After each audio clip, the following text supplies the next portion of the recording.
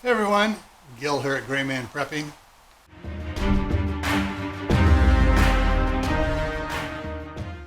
In this episode of Your Prep for Today, I want to talk to you about extracts. Well, a particular extract.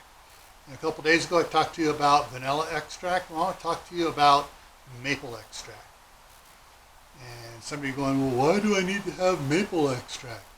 Well, unless you have maple trees on your property, or you've stocked up on gallons and gallons of maple syrup, you may find yourself needing to make maple syrup to keep, the missus and the kids happy. Because, hey, I know all my kids love waffles and pancakes, and if we didn't have syrup for them, they got a little grumpy.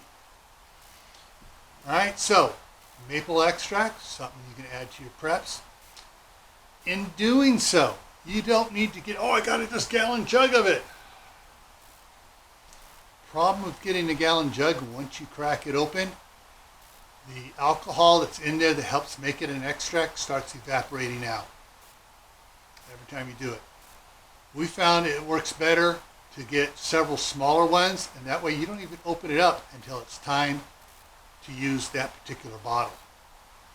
All right, just an idea, a thought. If you want the gallon one, get the gallon one. You want the half gallon, the quart, the 12-ounce bottle, whatever it is you want to store it to keep your family happy, all right? And before I take off, I'm going to put a link up here to a video you should find interesting, and I'm going to put the link to my gardening homesteading channel, Compound, right over here. Keep adding to your preps. Why? Well, this is why.